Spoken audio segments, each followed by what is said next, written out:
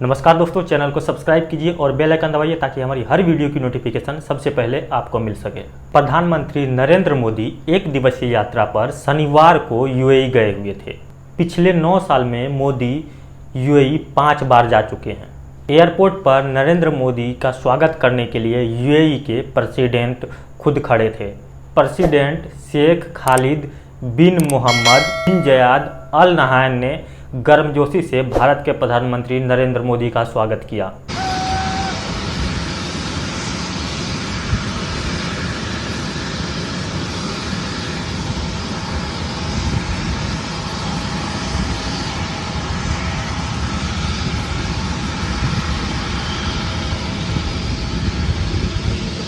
बुर्ज खलीफा पर भारत के तिरंगे की फोटो लगाई गई, उसे प्रदर्शित किया गया और साथ में भारत के पीएम की भी फोटो लगाई गई।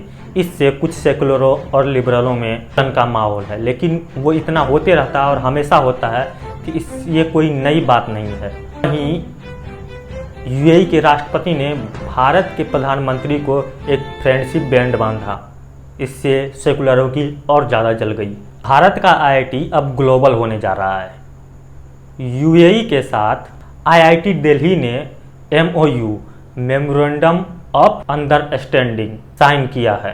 अब आईआईटी दिल्ली का एक कैंपस आपको अबू धाबी में देखने के मिलेगा।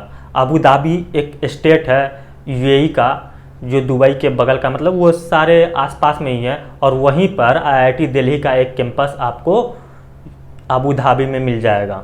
आईआईटी दिल्ली की ओर से जो कैंपस अबू धाबी में, यूएई के अबू धाबी में लगाया जाएगा, उसमें अभी फ़िलहाल मास्टर डिग्री शुरू किए जा रहे हैं। अभी सिर्फ आपको मास्टर डिग्री करने की वहाँ पर अनुमति है, लेकिन अगले साल सितंबर में वहाँ पर आप स्नातक स्तरीय डिग्री भी कर सकते हैं। 2024 में जनवरी से वहाँ पर पढ़ाई स्टार्ट हो रही है और सितंबर में आप स्नातक की पढ़ाई वहाँ पर स्टार्ट कर सकते हैं। इससे पहले आईआईटी मद्रास ने तंजानिया के अर्ध स्वायत्त द्वीप समूह जंजीबार में आईआईटी मद्रास का पहला विदेशी कैंपस खोला है। बताया जाता है कि इस कैंपस में आने वाले अक्टूबर से पढ़ाई शुरू की जाएगी। मतलब अब आईआईटी के 2 कैंपस 2 देशों में आपको मिलेंगे। इससे पहले आईआईटी कहीं नहीं था, मतलब पहला एक तंजानिया में हुआ और दूसरा यूएई में हुआ। अब इसके बाद अब आगे आईआईटी का जहाँ से कोलैबोरेशन होगा या जहाँ पर उसे ले जाया जाएगा सरकार की तरफ से एफर्ट करके, तो वो अलग बातें हैं। लेकिन अभी तक 2 ही जगह आईआईटी आपको देखने को मिलेगा। भारत ने यूएई के साथ दूसरा समझौता ये किया है कि अब जो भी हमारा ट्रेड होगा वो इंडियन रुपीज़ में होगा। मतलब हम यूएई को कोई सामान भेजेंगे तो वो बदले में हमें इंडियन रुपीज़ देंगे, या हम उनसे कोई सामान अगर लेते हैं तो वो सारा का सारा ट्रेड डॉलर के जगह इंडियन रुपीज़ में होगा। इससे पहले भी 18 देशों के साथ समझौता हो चुका है कि हमारा ट्रेड डॉलर के जगह रुपये में होना चाहिए, और सारे के सारे देश लगभग मान गए हैं कि वो आने वाले समय में रुपयों में ट्रेड होगा सारे देशों के साथ, और हमारा रुपया भी इंटरनेशनल हो जाएगा। जब ये सब चीज़ें होती है तो पाकिस्तान के अंदर, पाकिस्तान की मीडिया में इस तरह की बातें होने लगती है कि देखिए हर दिन कोई ना कोई बड़ी खबर इंडिया के तरफ से आ रही है। प्रधानमंत्री मोदी कहीं भी जाते हैं तो वहाँ पर कुछ न कुछ बड़ा करके आते हैं। तो ये जो इंडिया में कुछ भी होता है तो पाकिस्तानियों के लिए एक बड़ी हेडलाइन मिल जाती है, और वो लोग हमेशा भारत के ही बारे में बात करना चाहते हैं, क्योंकि जो भी डेवलपमेंट हो रहे हैं का काम हो रहा है वो भारत में हो रहा है। वहाँ पर तो कुछ हो नहीं रहा। उन लोगों का काम है देखना। चंद्रयान भी उड़ा तो बस वो लोग देख रहे थे, भारत मंगल ग्रह पे पहुंचा तो भी वो लोग देख रहे थे। और वो ये है कि India has signed an agreement to settle its trade with the United Arab Emirates in Indian rupees. और मेरा वज़ीर आज़म पिछले महीने थैंक यू कह रहा था कि जनाब आपने $1 अरब दे दिया। बायलैटरल ट्रेड इंडिया और जो यूनाइटेड अरब एमिरेट्स की है वो तकरीबन 84.5 बिलियन डॉलर की है। 84.5 बिलियन डॉलर की ट्रेड है इंडिया और दुबई की, यूएई की। अब इंडिया जो है 3rd बिगेस्ट ऑयल इंपोर्टर है और कंज्यूमर है। अब आप ये देखें कि उनको तो ये अच्छा लगता है कि आप ट्रेड डॉलर्स की बजाय जो है वो अपने रुपए में करें। रिसेंटली आपको याद होगा कि इंडियन सेंट्रल बैंक ने, हमने इस पर डिस्कस भी किया था, कि उन्होंने ये कहा कि हम तकरीबन 19 या 21 ममालिक के साथ जो ट्रेड है वो डॉलर में नहीं करेंगे। So India being one of the strategic partner of the United states, जिसको अमेरिकन कहते हैं कॉम्प्रिहेंसिव ग्लोबल स्ट्रेटेजिक पार्टनरशिप, वो ये कहते हैं उनको। और ये इंडियंस क्या कर रहे हैं, they are going for having a trade in the Indian rupee. वो कह रहे हैं हमारे पास जो है डॉलर लेके हम अपनी करेंसी पे प्रेशर पड़ता है, क्यों ना हम अपनी करेंसी को उठाएं ऊपर, हमें मौका है। अब जारी बात है कि ये वो जो डॉलर कन्वर्जन थी उसका भी नुकसान होगा। इससे पहले एक चीज़ मैं आपको बता दूं, जब Russian foreign minister Lavrov India आए थे तो उन्होंने ये कहा था कि हमारे पास बहुत सारा इंडियन रुपया हो गया क्योंकि हम इंडियन रुपये में करेंसी चीज़ें ले रहे हैं, लेकिन हमें ये समझ नहीं आ रही कि हम इस पैसे को लगाएंगे कहाँ पे या इस पैसे को भेजें कहाँ, बिकॉज वो इंडिया से उस तरह चीज़ें इम्पोर्ट नहीं कर रहे थे। लेकिन उनके पास वो कहते हैं we have a sufficient Indian rupee. अब कौन सी थर्ड मार्केट या फोर्थ मार्केट होगी जो ये रुपया लेगी, ठीक है।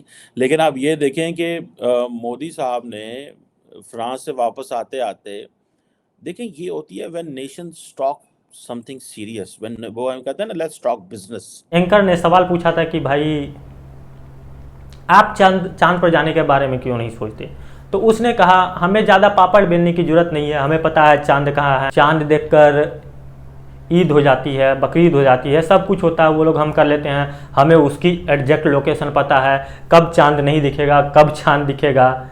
इस तरह की बातें करके बोला मुझे हमें ज़्यादा पेपर बेलने की जरूरत ही नहीं है और चांद पर जाकर हम करेंगे क्या, तो वो लोग बस देख सकते हैं। अब दूसरी खबर यह है कि एक दिन में पाकिस्तान में 2 मंदिरों पर हमले किए गए। अब पाकिस्तान में मंदिर टूटते रहते हैं, ये कोई नई बात नहीं है। जब से भारत और पाकिस्तान अलग हुए हैं तब से वहाँ पर हर साल न जाने कितनों मंदिरों को तोड़ा जाता है। अभी 150 से ज़्यादा साल पुराने मंदिर को तोड़ दिया गया और ये बोलकर तोड़ दिया गया कि यहाँ पर हम मॉल बनाएंगे, उसका आने जाने का रास्ता होना चाहिए। रात को 12:30 बजे, 1:45 बजे का टाइम है। ये जुमे का दिन है, बरोज़ जुमा। रात 1:45 बजे लाइट ये गई है, 11:30 बजे 11 बजे लाइट उस वक्त से ये श्री मेरी माता का मंदिर 16 बाज़ार नंबर 1 मुखी चौतराम रोड पे थाने के बिल्कुल सामने श्री मेरी माता का मंदिर है, जिसको मुसम्मार किया जा रहा है। रेखा नामी बदनाम ज़माना औरत है इसने, और बिल्डर इधर प्लाजा बनाने के चक्कर में इसको 7 करोड़ रुपए का भेज दिया, और ये यहाँ से लेके इसको भागने के चक्कर में इसके नीचे ये आदमी खड़े हैं असले वाले, हिंदू बरादरी, मद्रास कमेटी, ये मोहल्ला बंगीपाड़ा जो KMC कंपाउंड, ये सारे काम हैं सो रहे हैं। और 16 बाज़ार पुलिस मोबाइल की सरपरस्ती में काम हो रहा है। 16 बाज़ार पुलिस वाले भी अंदर सिविल कपड़ों के अंदर इसके अंदर फील्डिंग लगा के बैठे हुए हैं। 16 बाज़ार पुलिस इसके अंदर मुलविस है, इसलिए मंदिर को तोड़ दिया गया। लेकिन इसके बारे में भारत में बात नहीं होगी, लेकिन भारत में अगर कहीं एक मस्जिद टूट जाए तो पूरे वर्ल्ड में बात होगी कि भारत कितना असहिष्णु हो गया, इसने यहाँ पर मस्जिद तोड़ दिया। मतलब पाकिस्तान क्या हर जगह से प्रदर्शन होने लगेंगे। लेकिन जब एक हिंदू मंदिर पाकिस्तान में तोड़ा जाता है तो कोई इस बारे में बात नहीं करता, बस ये छोटे कटिंग में या छोटी मोटी खबर बनकर रह जाती है। वहीं बताया जा रहा है कि एक मंदिर पर जिहादियों के द्वारा रॉकेट लॉन्चर से हमला किया गया, लेकिन अब किसी भी कारण से रॉकेट लॉन्चर फटा नहीं, जिससे नुकसान नहीं हुआ। अब देखिए चारों तरफ से हर जगह से मंदिरों को ही टारगेट किया जाता है। मुगलों ने भी मंदिरों को टारगेट किया, अब उसके जो खच्चे बच्चे हैं, जो कन्वर्टेड लोग हैं, वो भी मंदिरों को ही टारगेट कर रहे हैं और मंदिरों को ही निशाना बना रहे हैं। पाकिस्तान में न जाने कितने मंदिर तोड़ दिए गए, लेकिन वही भारत में एक मंदिर के लिए हम लोगों ने 500 साल इंतज़ार किया, जहाँ पर अभी श्री राम का मंदिर बन रहा है, भगवान राम का। 500 सालों तक इंतज़ार किया और 50 सालों तक तो हमने केस लड़ा, तब जाके वहाँ पर हम एक मंदिर बना पा रहे हैं। मतलब हमारे राम, हमारा सब कुछ, हमारा ज़मीन, लेकिन उसी के लिए हमें केस लड़ना पड़ता है कोर्ट में, तब जाकर वहाँ पर कहीं मंदिर बन पाता है। और पाकिस्तान में ऐसा कोई सिस्टम है नहीं। वहाँ पर काफिरों का मंदिर है, काफिर लोग हैं, उन्हें काट सकते हो, उन्हें मार सकते हो, उन्हें जो जैसा करना चाहे उस तरह से यूज कर रहा है पाकिस्तान में।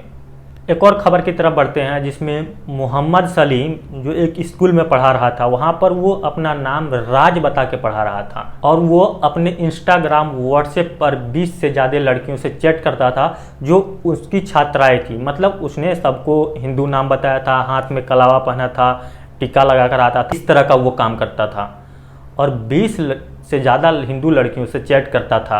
अब अपने ही स्टूडेंट को हाय सेक्सी, हाय बेबी बोलकर बात करता था। अब ये बात किसी गार्जियन को पता चली कि उसके लड़की के साथ ऐसा किया गया है, तब वो लोग वहाँ स्कूल में पहुँचे और उसकी क्लास लगाई।